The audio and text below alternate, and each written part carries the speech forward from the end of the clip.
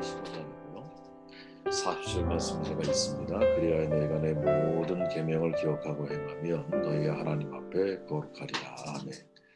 교회는 기억나게 하는 공동체입니다 라는 제목이고, 리마인드라고 하는 다시 떠올려서 기억해서 그것을 내 삶 가운데 실천에 옮겨 나아간다 라는 뜻을 가지고 있죠. 이걸 한번 생각하는 시간이 되었으면 좋겠어요. 민수기 15장의 정확한 시기를 알기는 어렵습니다. 쉽지가 않아요.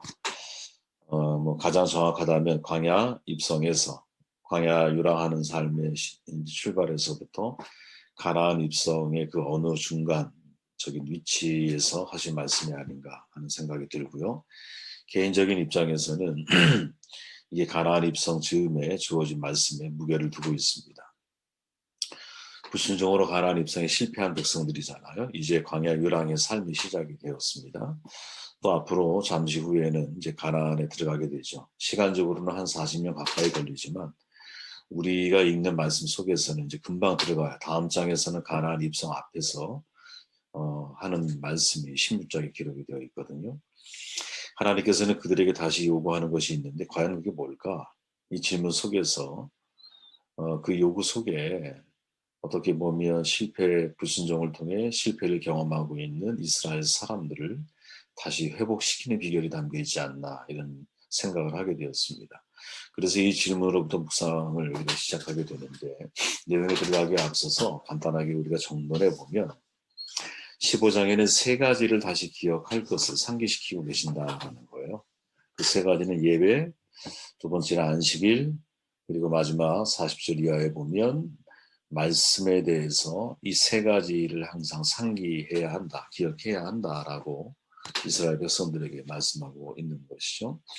2절 말씀을 제가 다시 읽어보면, 이스라엘 자손에게 말하여 그들에게 이르라 너희는 내가 주어 살게 할 땅에 들어가서 여호와께 화제나 번제나 소원을 갚는 제사나 낙헌제나 정한 절기제나 소나 양을 여호와께 향기롭게 드릴 때에, 레위기의 반복과 같은 생각이 들죠. 예배를 다시 상기시키고 있다라는 거예요. 하나님께서 어떤 사람에게 가나안 정탐 이후에 불순종한 백성들이 광야 생활을 시작하고 있을 때 가나안에 들어가기 위한 과정을 거치잖아요. 그 과정을 거치는 사람들에게 다시 상기시키는 내용의 첫 번째가 뭐냐? 그게 예배라는 거죠. 예배를 지금 다시 상기시키고 있다라는 거죠. 그러니까 민수기 15장이 가나안 정탐과 광야 유랑 사이에 위치해 있다라는 사실 자체가 사실은 대단히 중요한 교훈이 있다라는 거죠. 왜? 아무리 그들이 실수한 백성일지라도 하나님은 약속의 말씀으로 다시 그들을 찾아오신다라는 거예요. 이 상황에서 하나님께서 가나안 땅에 들어가게 될 거라는 약속의 말씀을 새롭게 해주시죠. 비록 가데스에서 불순종과 호르마에서 패주, 아말렉에게 패하잖아요. 패주에도 불구하고 하나님께서는 가나안에 대한 약속을 다시 재확인시켜 주죠. 한 세대는 광야에서 죽게 될 것이지만 20세 이하 그때만 해도 그 후세는 가나안에서 하나님이 베푸시는 복을 누리며 살게 될 거예요. 그리고 하나님이 그들에게 다시 상기시키시는 첫 번째가 뭐냐? 예배라는 거죠. 제사의식을 다시 상기시켜주고 계십니다.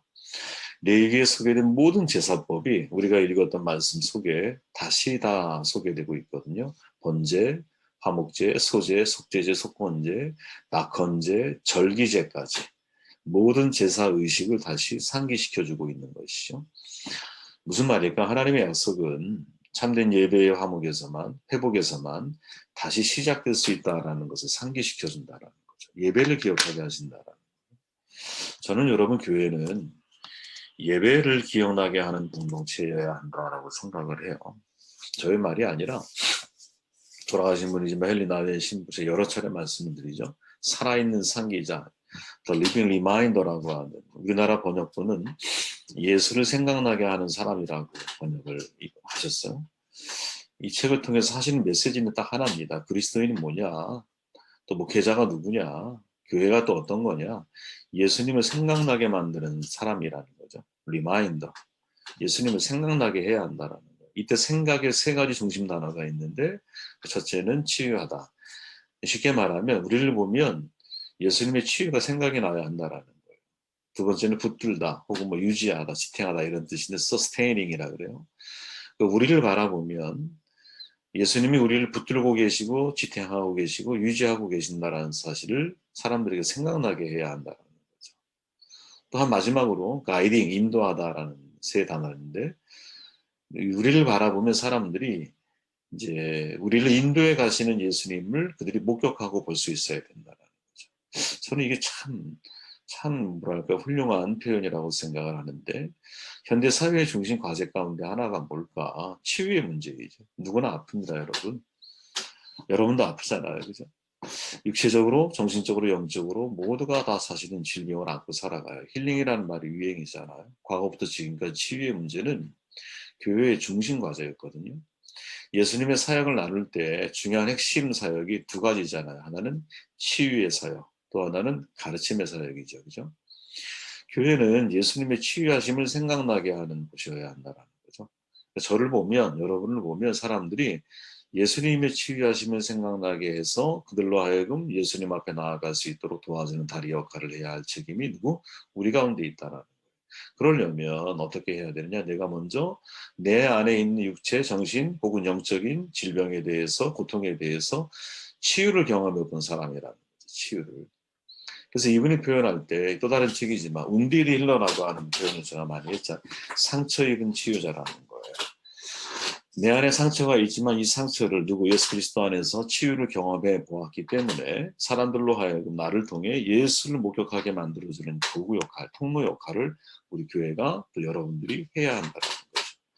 근데 이러한 치유와 회복의 역사가 언제 일어나느냐? 그게 사실은 예배 가운데서 일어나는 거죠. 내가 하나님을 예배할 때, 하나님을 찬미할 때, 하나님의 그녀가 깊은 기도 가운데 들어갈 때, 내가 말씀에 그 호수에 푹 잠겨서 그 말씀에 깊이 그 말씀을 통해 하나님을 내가 깊은 영적인 체험을 내가 하게 될 때 내 안에 육체적으로 정신적으로 또 영적으로 병들었던 부분들이 회복되는 것을 경험을 하는 거잖아요. 그래서 예배를 기억나게 한다라고 하는 것은 실은 헨리 나우엔 신부의 말을 빌린다면 첫 번째 이야기했던 예수님의 치유하심을 생각나게 만드는 중요한 통로이자 도구로 하나님이 교회 공동체를 사용하기 원하시는 게 아닌가. 그죠? 저는 늘 바라는 게 있다면 우리 예배가 이런 예배가 되기를 원해요. 그러니까 우리가 이제 그런 거죠. 아프고 힘들고 또 고통을 당하는 사람들과 함께 할 때 인간적으로 대화를 나누는 것도 무척 중요한 일일 거예요. 그죠? 근데 인간적인 상담의 한계가 있다면 그거는 사람이 사람을 컨트롤할 수 없기 때문에 줄 수 있는 게 제한적이에요.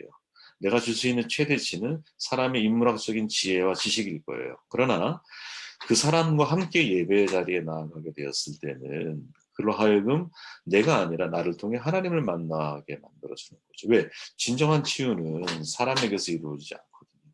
이게 상담과 심리의 인문학의 한계이잖아요. 상담학자들이 늘 고백하는 거. 제가 여러 상담 박사님들을 만나서 얘기를 나누고 왔지만 그분들이 이야기하는 공통점은 뭐냐면 상담은 언제나 한계가 있어요. 이런 이야기를 해요. 그 한계가 어디냐? 다 인간적인 거라는 거죠. 그죠?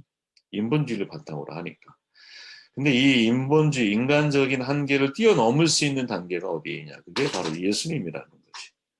그래서 진짜 근본적인 치유는 예수님께 있다는 사실을 우리가 믿기 때문에 우리 자신이 하나님 앞에 내 것을 예수님을 통해 해결을 받아본 사람이 운디리 힐러 이런 사람이 상처 입은 사람들을 하나님께로 연결하는 귀한 통로요 도구로 쓰여질 수 있다는 거지.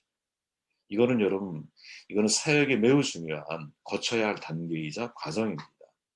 그렇게 하나님이 실패한 이스라엘 백성들에게 다시금 모든 제사에 대해서 그죠? 내 얘기를 반복한 것 같아 꼭 내용을 보면 그죠? 모든 제사에 대해서 제일 먼저 이스라엘 사람들에게 이야기하고 있는 얘기가 핵심이 뭐냐?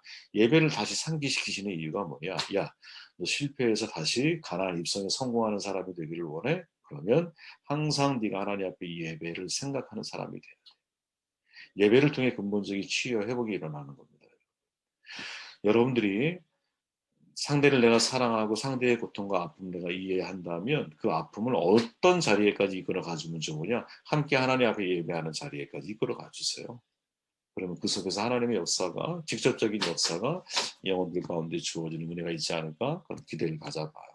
32절 말씀을 읽어보면 이스라엘 자손이 광야에 거류할 때에 안식일에 어떤 사람이 나무하는 것을 발견했다. 그 나무하는 자를 발견한 자들이 그를 무세와 아론과 온 회중 앞으로 끌어왔으나 아멘.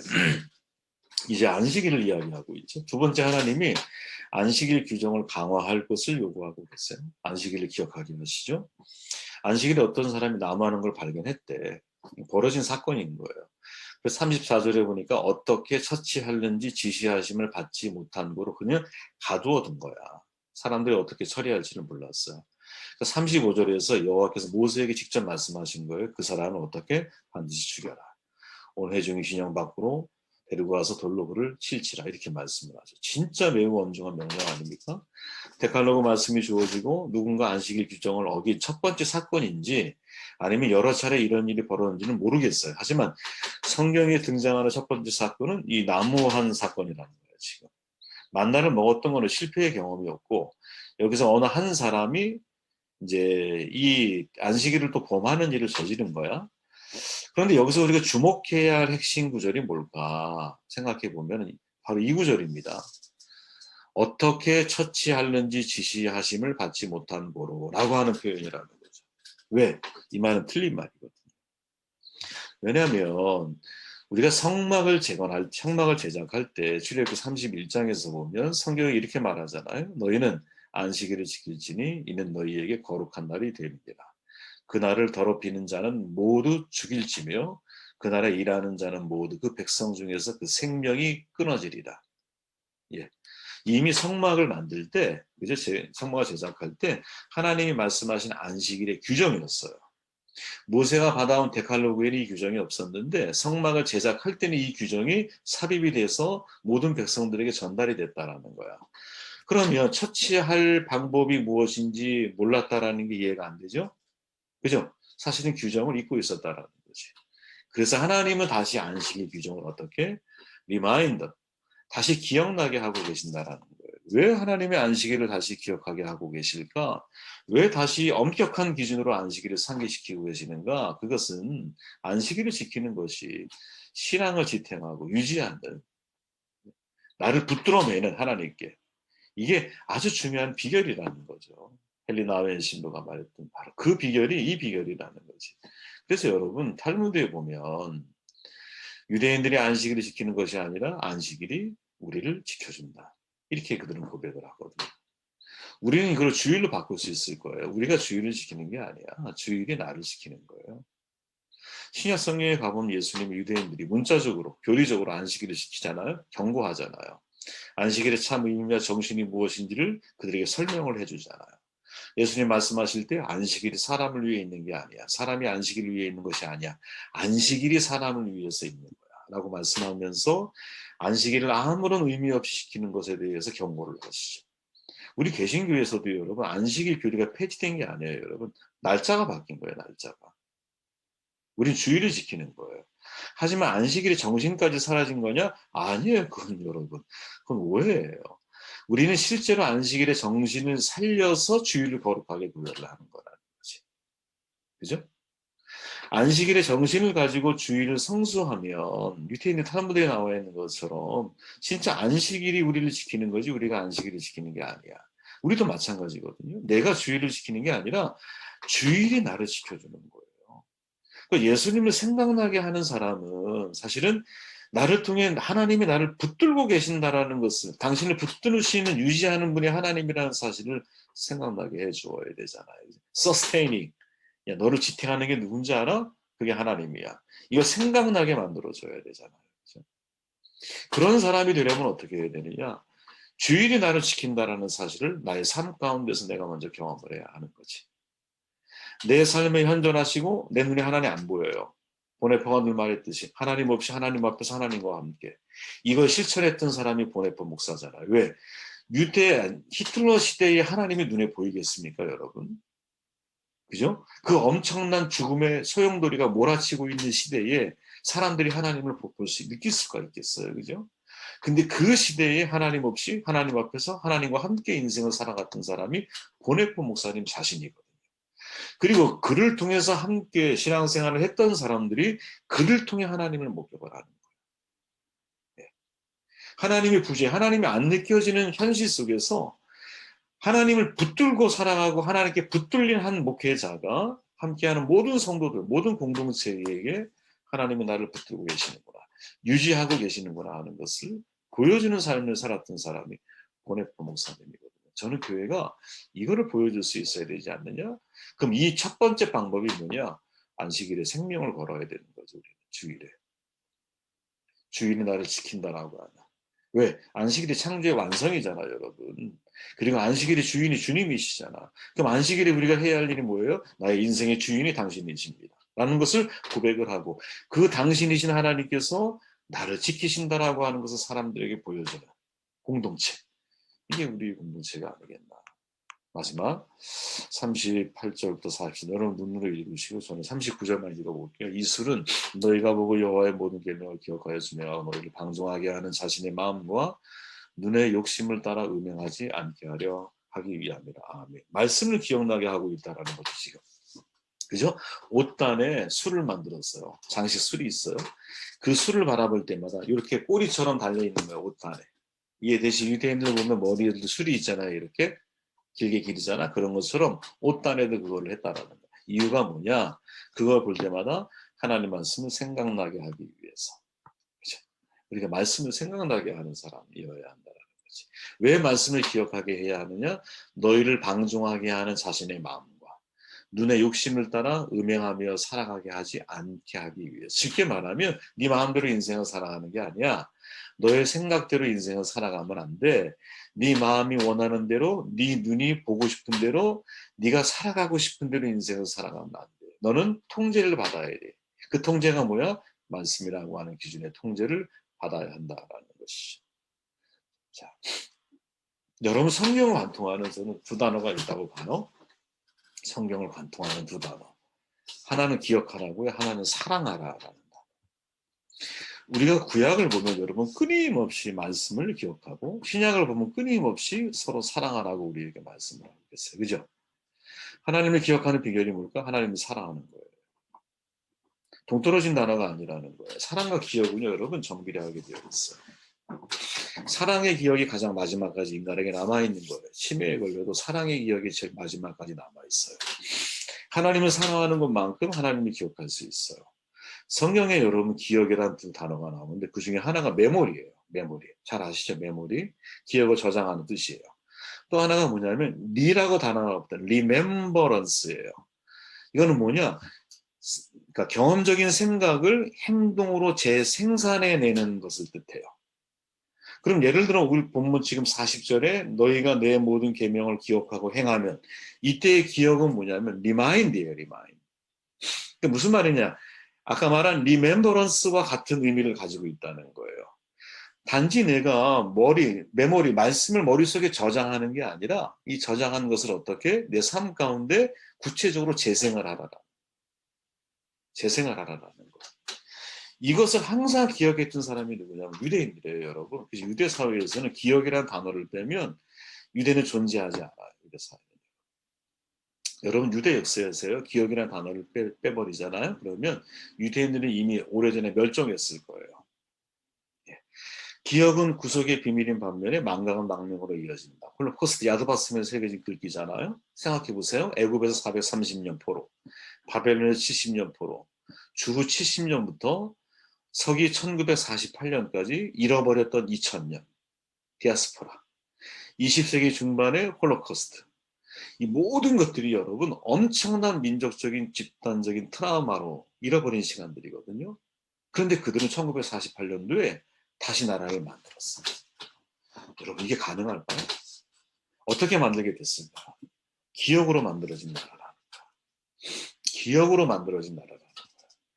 여러분 저희가 기억해야 할 가장 중요한 것 중에 하나가 뭘까? 그건 말씀이에요. 이들의 기억 속에 가장 중요한 것은 하나님이 우리를 다시 이 땅에 부르신다, 돌아오게 하신다라는 기억을 가지고 이들은 2000년을 쌓아온 사람이야. 그 전에 수백 년, 수십 년 동안의 포로 시기를 지나갔지만 그 모든 과정들을 다 어떻게 극복을 해나가? 기억을 통해서 극복을 해가고 있다는 거지. 다시 말하면 그들의 인생의 길 안내자는 기억이에요. 이들이 예수님을 받아들였으면 좋겠어요. 그죠? 예수 그리스도를 통해서 구원의 완성이신 하나님을 이들이 이해했으면 좋겠어요. 말씀의 안내자인 말씀을 기억할 때만이 우리의 삶이 아무리 포로된 삶 가운데 서 있다 할지라도 다시 어디에 본국, 가나안에 돌아올 수 있다. 라고 하는 것을 삶을 통해 증명해낸 사람들이 유태인이에요. 야, 저 여러분들이 이런 삶을 살아야 되지 않을까? 이런 생각을 해보게 됩니다. 정돈에 보면 예배, 안식일, 말씀을 다시 상기시키시는 이유가 뭘까? 가나안 입성 전에. 실패한 사람들이 다시 가나안에 들어가기 전에 예배와 안식일과 말씀이라고 하는 이 세 가지 규정을 다시 상기시키시는 이유가 뭘까? 이것이 우리의 신앙의 실패에서 재기를 성공하게 만드는 매우 중요한 세 가지 방법이라는 거예요. 저는 우리 그리스도인들은요, 예수님의 치유하심을 생각나게 하는 사람, 예수님이 나를 붙들고 계신다는 것을 생각나게 하시는 사람, 예수님의 말씀으로 나를 인도하신다는 것을 생각나게 하는 사람, 기억나게 하는 사람이 바로 우리가 아닌가 이런 생각을 해보게 되었습니다. 전 여러분들이 이런 도구로 쓰여지기를 바라고요. 이런 축복이 우리 교회 가운데 있기를 바랍니다. 함께 기도합니다.